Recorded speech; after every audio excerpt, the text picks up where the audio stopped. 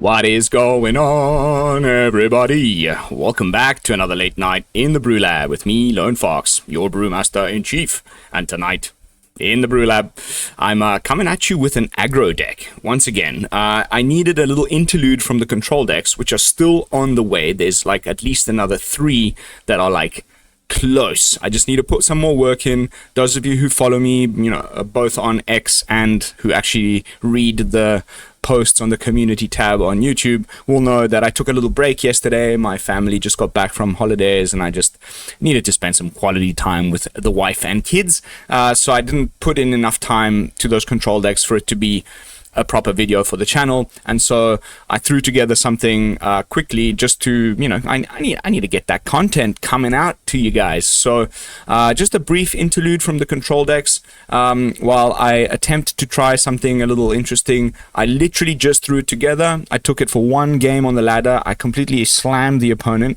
It's very aggressive, so I'm hoping that that's a good sign and we don't just go like 5-0 now, or sorry, 0-5. But yeah, that's it as far as news and announcements. And so, without further ado, let's jump into tonight's brew. Simply called Golgari Aggro. Glarbucopia will be probably the next one. We've also got Grixis, Domain, and then I've kept away from the deck menu here also an Esper deck and a Jund deck in more controlling sort of shells. Coming to a screen near you soon, so stay tuned. But for tonight, as promised, Golgari Aggro. Something I keep putting on the channel quite consistently, and it's definitely got a very strong +1/+1 counter synergy, and we're making use of a couple of the new cards from the set. Innkeeper's Talent, #1, which I think makes perfect sense in any sort of +1/+1 counter strategy. And, if you're going to run it, why not also run some Vraskas?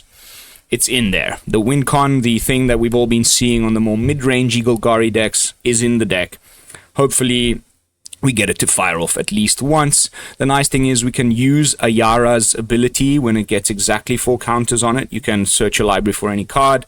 We can use that tutor effect to go grab a Vraska, and maybe we can also win that way. But the other new card is a sneaky Pawpatch Recruit, which I've only played in rabbits because it's a rabbit, but it actually is pretty good in a +1/+1 counters kind of synergies deck. Not only can you potentially put more than one body on the board on turn 3, which is great against Liliana and all these things, but also if the opponent goes to remove your other more important threat earlier in the, you've played an Evolved Sleeper and you've leveled it up a bit, or you've gotten to attacking at least once with Ayara, then the opponent's definitely more incentivized to get rid of the Ayara than the 1/1 and the 2/1 that just entered the board. But when they do so, now you get to put counters on whatever's left behind. So very nice against the spot removal in a deck that's trying to get things done pretty quickly. As you can see, like really we just top out at about turn 3. The Vraska is just a little bit of spice. So for that reason, I've brought the land count down to 22. It's been just fine. And we've got a bunch of removal, all spot removal, of course. 3 and 3, and a couple of Tear Asunders because of, opponents, Innkeeper's Talents, Cornucopias, the Synthesizer from the Azorius control decks. Like, there's plenty of great targets. Tear Asunder's just, I've always loved it, and now it's just like even better than it's ever been. And then to wrap things up, we've got 2 copies of Choking Miasma for a little micro sweeper, which also happens to put +1/+1 counters on things as a little bit of extra synergy there.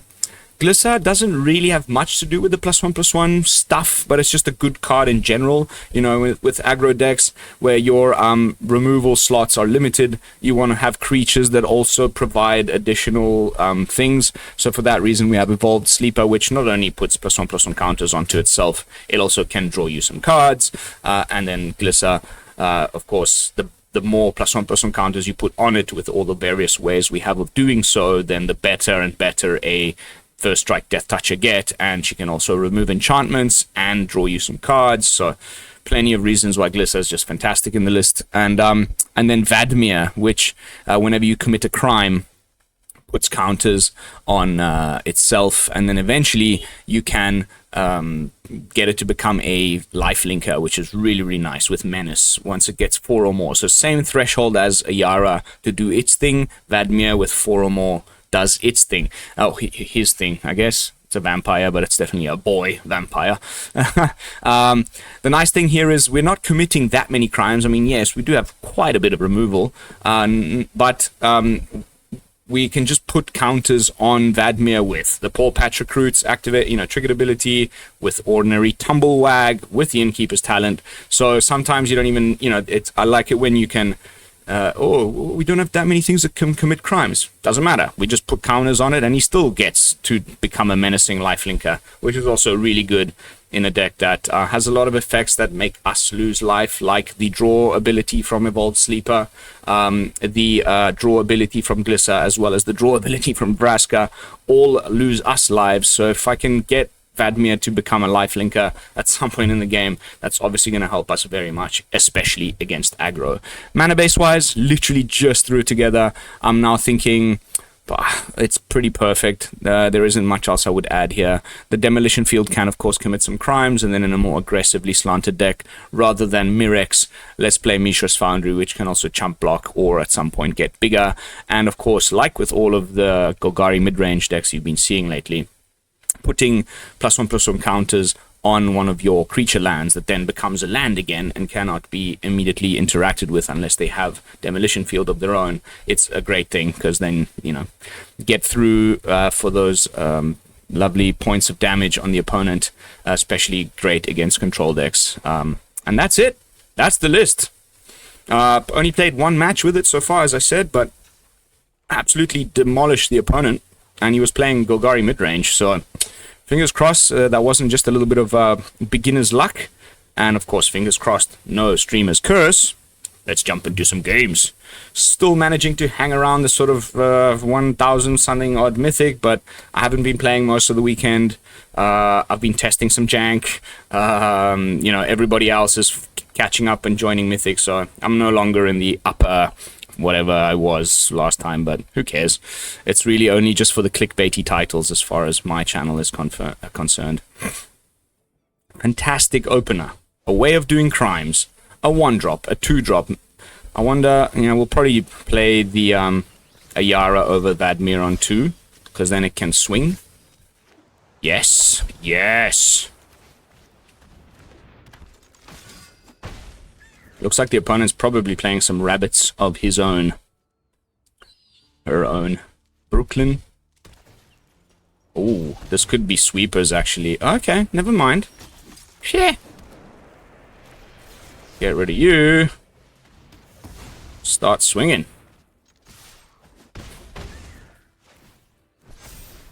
Ayara grows. Now, if he does have removal and he probably wants to hit the Ayara... Okay, I should have kept that. But Ayara gets to keep swinging regardless, which is pretty nice. Probably another Ayara because of the menace is the way to go here.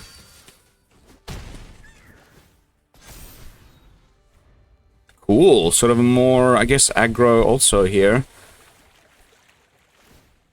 The menace is going to be fundamental until we can find a way to get rid of the Sentinel. And there's a second Sentinel, but that ain't going to hit the board until next turn. So for now... Ayara's getting through, at least. Oh, wow, okay. yeah. Algorithm shenanigans, people. That's a big hit. But we're also getting in for a pretty big one. God damn, no freaking way.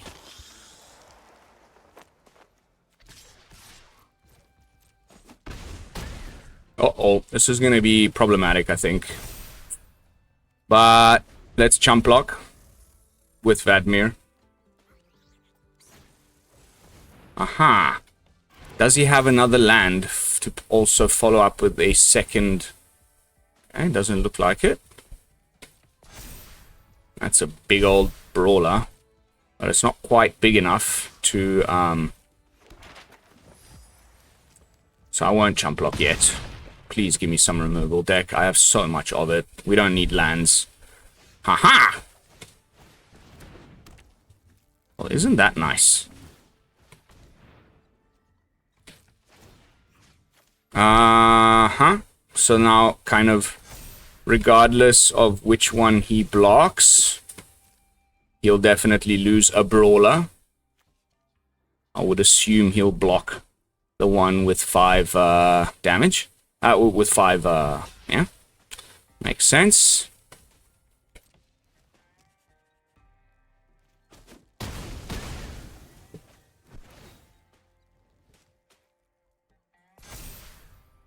Cool. Down to 1. It's close. I mean, I think if he can only play a creature, then we just immediately win, right? Because Menace, and then the other 2 can just swing freely, and he has to block the Menacer. And we can also just level up our talent. What has the opponent got there that he's feeling comfortable enough to not already just call it quits? I'm worried that he's got a way to pump the squad. So we're going to have to swing with our creature land here.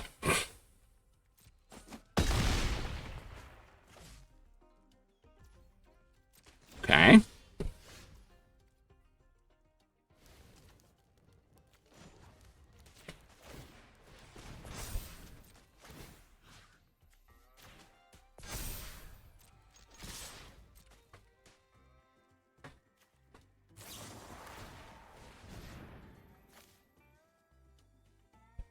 Okay. This gains him life. So I'm gonna target my own guy. So he doesn't gain life. Oh no, he doesn't gain him any life. Regardless, that's GG.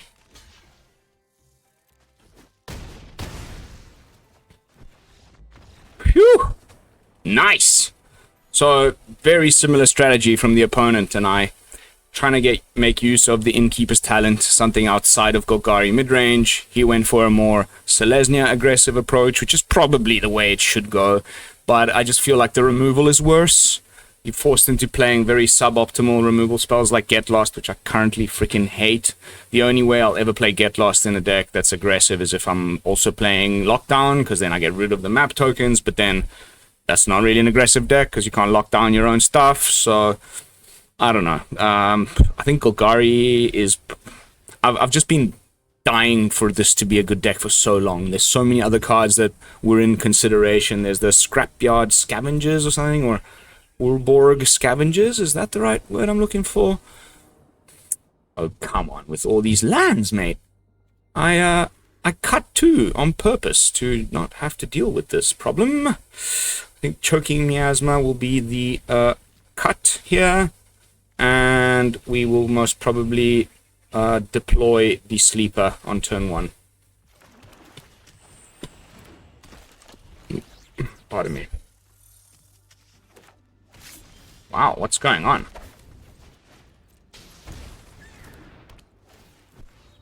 Interesting.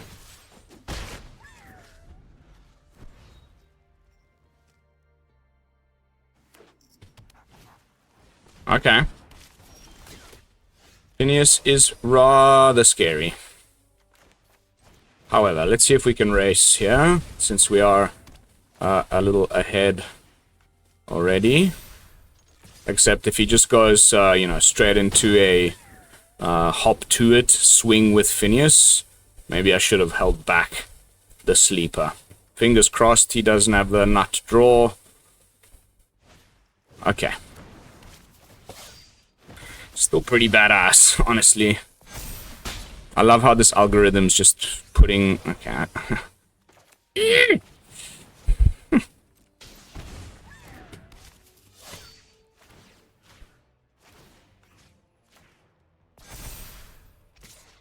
Let's see if he feels like blocking. I can also grow it a little bit here.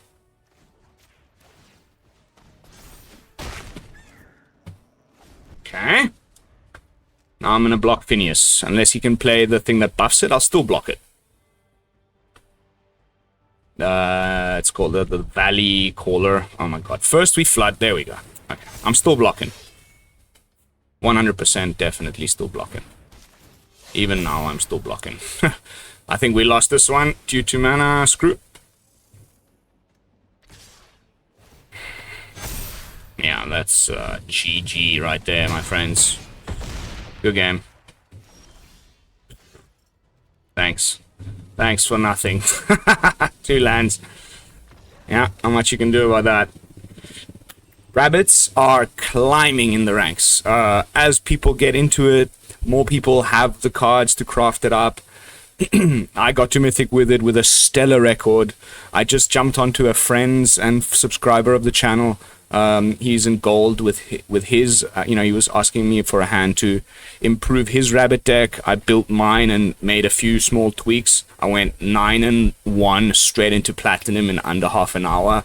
Rabbits are good, and I think I might have spotted while I was scrolling on X some big tournament where rabbits did well in best of 3 too. So pretty happy to see that, honestly. Go rabbits. That's a much better hand. Again, though, we need a freaking 3rd land. Better get it. I'll be so bummed if we go for a 2nd. Oh, what? Okay. Well, in this case, we kill you. We have the backup, go for the throat for the follow-up 2-drop. And we are the ones applying the first bit of pressure. I wonder if this is... Wow.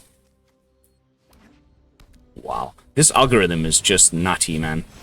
Like, we're playing the Pawpatch Recruit, so the opponent now suddenly has the Pawpatch Recruit on the board. The first match we were playing, it's just like it seems like it really does look at what it is that you have in your hand and gives you a similar thing as the opponent. At least they'll have like some of the same cards.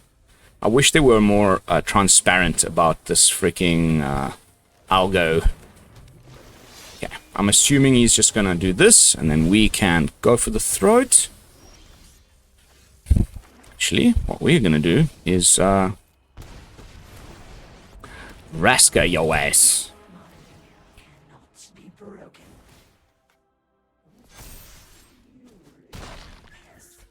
Now it'll be interesting to see where he uses the or how he uses the edict. Do you have another one in hand? You slimiest of slimies? No? Nice. That means I get to draw.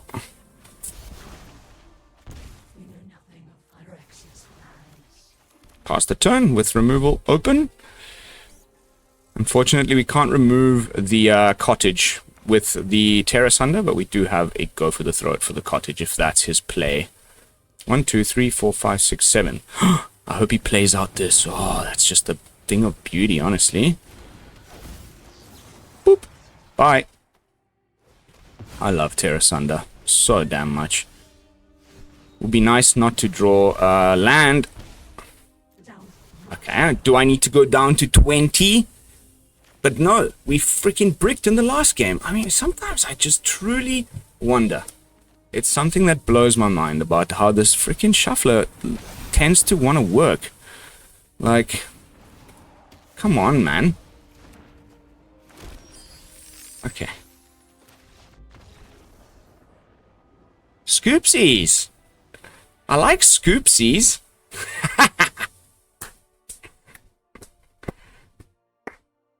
What the hell was that for? You still had way more cards in hand. I mean, unless he had a clutch full of freaking... Ooh, did I just get the upgraded mouse? Or is that the next thing? Oh, okay. Cool, cool, cool. Next level on the mastery orb thing. Coming up.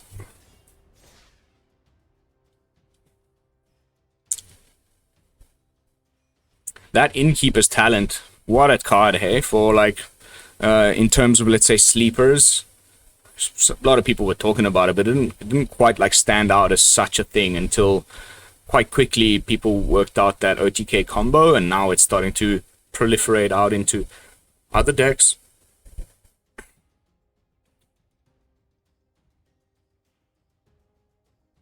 If I was the opponent in that last match, I would have used the Sheoldred's Edict on the Planeswalker, not on the creature, but I guess you're scared of that damage coming and you want to stop what's doing it first, and then he just didn't draw the follow-up.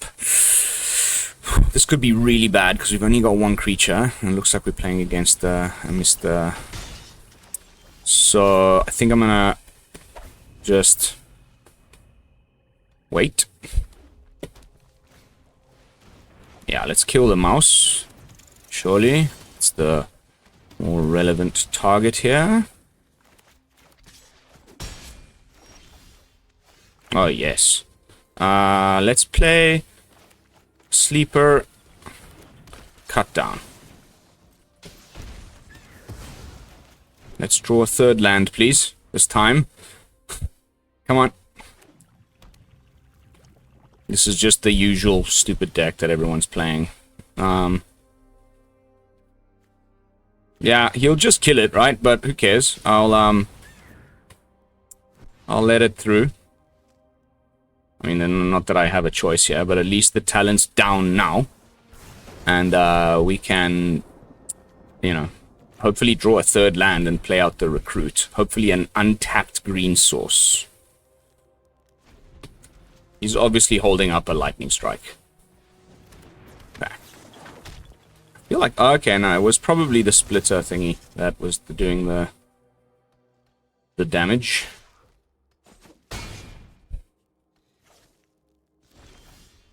Okay.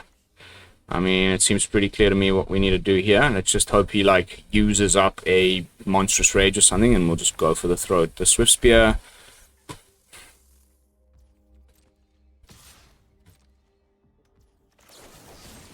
Ba-dunk! You know, this game where you wait and see whether he's gonna cast the thing or not is a game better played with a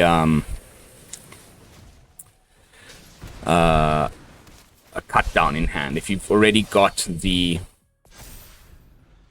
go for the throat, then it's not really a mind game worth playing, if you catch my drift. This one and only copy of Greenland has been quite annoying, honestly. I'm going, man. I'm swinging. Like, finally we get to start swinging. Goddamn Rakdos. Just they run out of steam, you know? If they don't have their, like, immediately have the... Okay, I mean... I think we're just chilling. I don't want to use any more pain lands than I have to, and we can block with Mishra's Foundry, or we can remove whatever threat they deploy with Tear Asunder, and we'll only lose 1 life to that. And now our creatures have Ward 1, and if he tries to remove them, a bit of luck. Bit of luck. Always helps.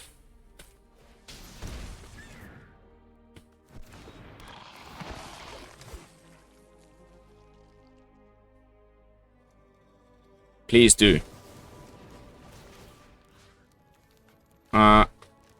Here. Here.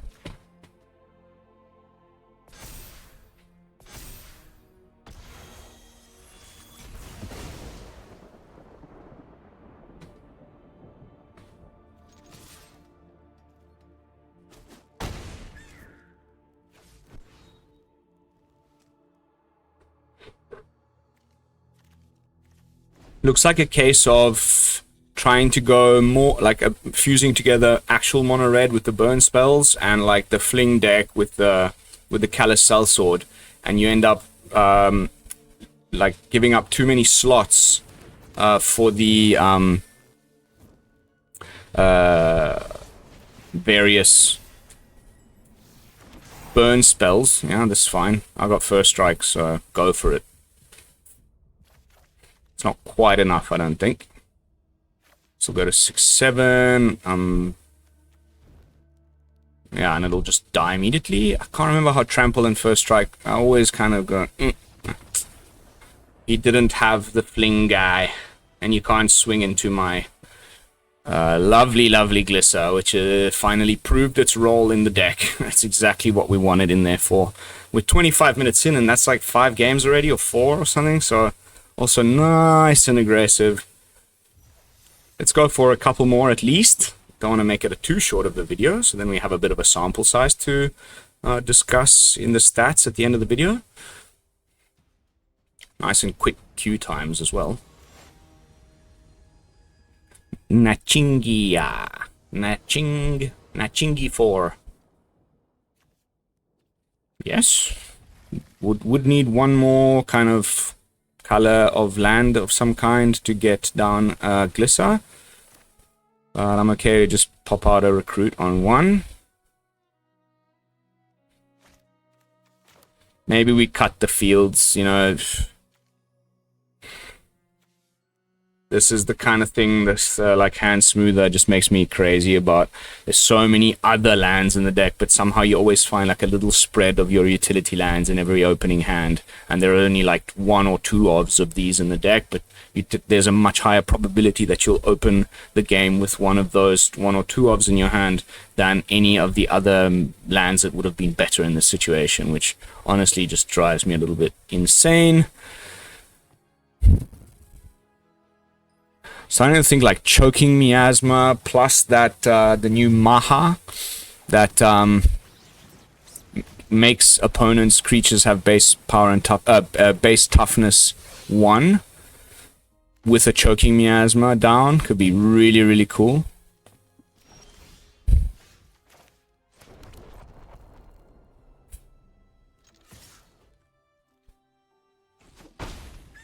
Nice.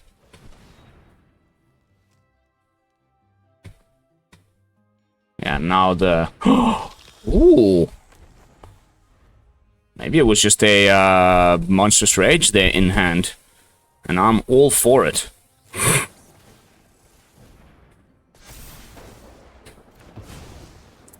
Please would have loved a freaking land of a different color. Let's make him continue to, you know, force the removal on the Tumblewagg, because that's the better creature, but now the damage is going the other way. Okay. A little mouse enters the fray. Cool beans, bro.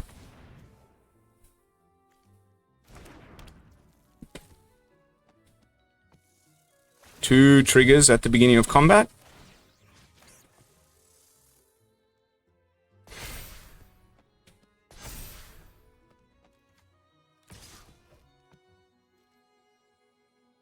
Just a 1 mana 2/1 that has trample that you can grow over the course of a game is just so freaking nice. The quality of the 1-drops I've mentioned many times, you know, for the set. I mean, they were trying to go for a very aggressive meta, which you can see from the meta. Incredibly aggressive meta. Manifold Mouse in mono red is also a very good idea, but I have an idea around Manifold Mouse which goes something along the lines of what you would have done in a, let's say, more... Beg your pardon. Okay. Yes, double strike and trample here. If we draw another black, we can put a counter on Tumblewagg and then just... okay, great. Opponent's tapped out, so I don't even have to worry. We'll just take the 6 damage here. Who cares? And then we can maybe Choking Miasma the board and get a little concession out of the opponent. But I think this is the better option here, where we can crew you.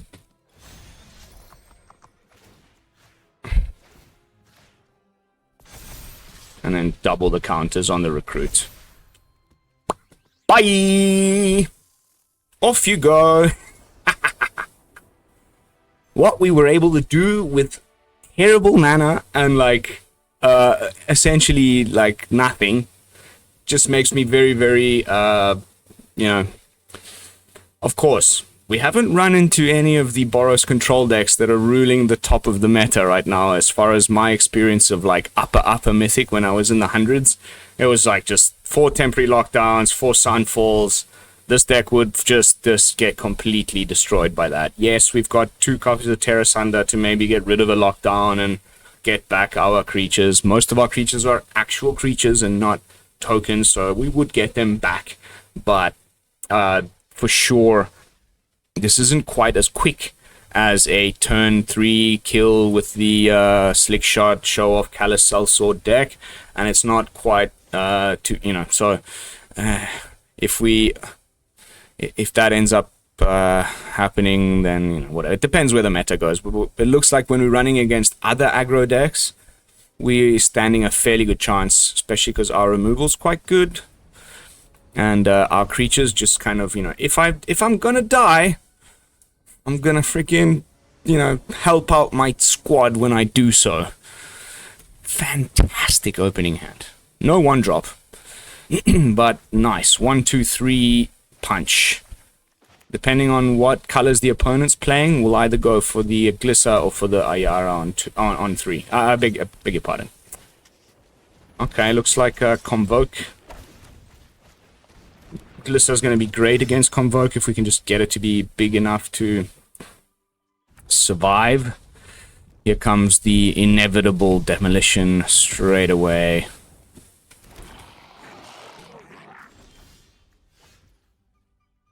And you know what? That's fine with me.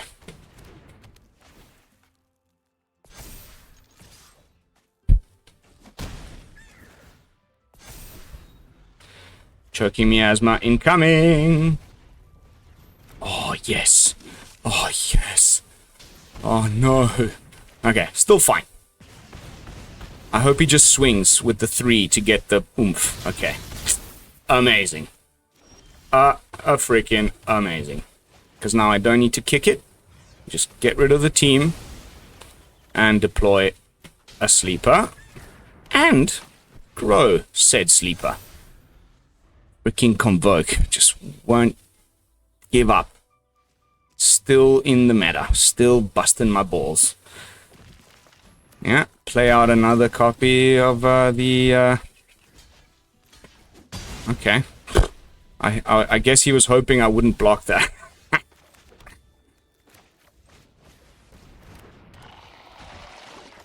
Now I've also got Ward 1 on my guy.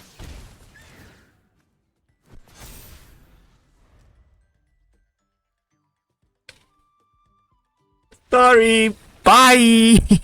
Play a different deck, please. Whole new set has dropped.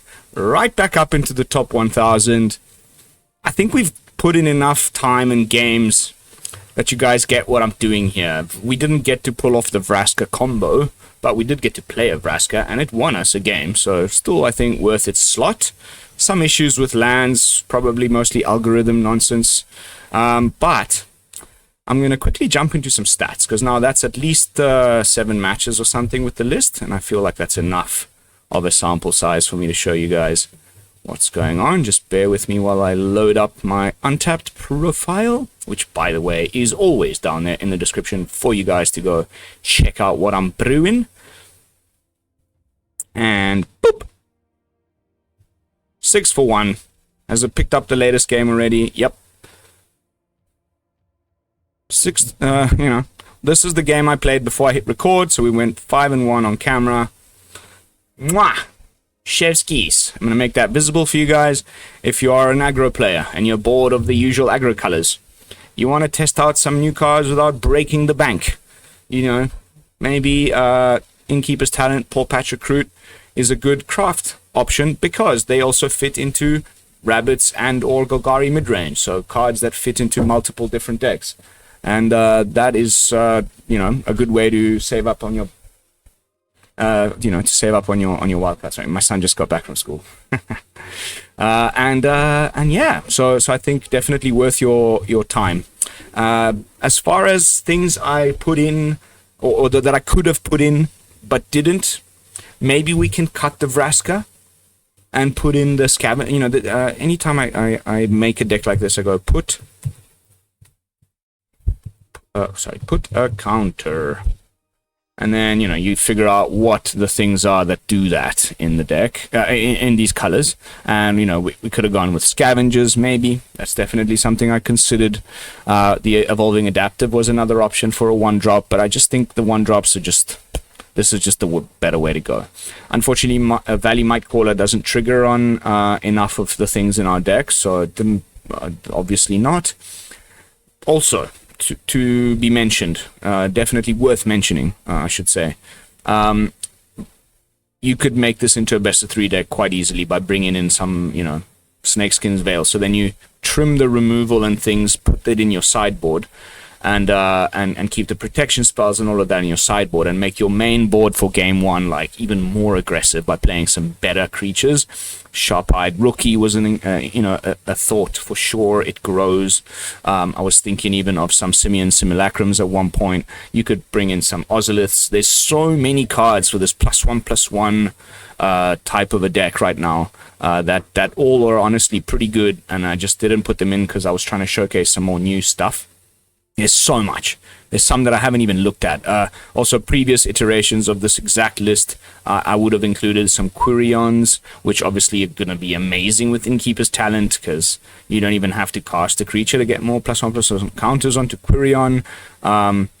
As far as Golgari specific, there was potentially the thought of bringing in some Gretas, but I think this goes more in your like Teething Wormlet, slightly more foodie vibes, and I think a deck needs, I still need to do this deck. Squirrels, food, cross-synergizing with the Wilds of Eldraine, and then Igra over here. There's definitely a deck there. I just haven't quite gotten around to it. The first testing I did during early access and shortly after just were a bit lackluster. But I think now that I've figured out more of the like commons and uncommons and other cards in the set, I think there's still something there. I'm going to go and have a bit of a look at what like some of the other creators have built up with squirrels in particular, but that'll be coming to a screen near you rather soon. But as I said at the beginning part of the introduction, we're probably going to be looking at continuing on my little control series over the next few videos in various 3-color combinations that don't play green. I've done the Bant, I've done the the Cornucopia decks. The series of decks that run Cornucopia will end with Galarbucopia, and then we'll go into blue-black. I want to do Esper, I want to do Grixis, and I want to do Jund. So stay tuned. But that is going to be it for this video, guys. Thank you all so much for watching. As always, don't forget to like, comment, and subscribe. And I'll be seeing you all in the next one with another fresh brew. And until then, this is Lone Fox from the BrewLab, signing out. Peace, y'all.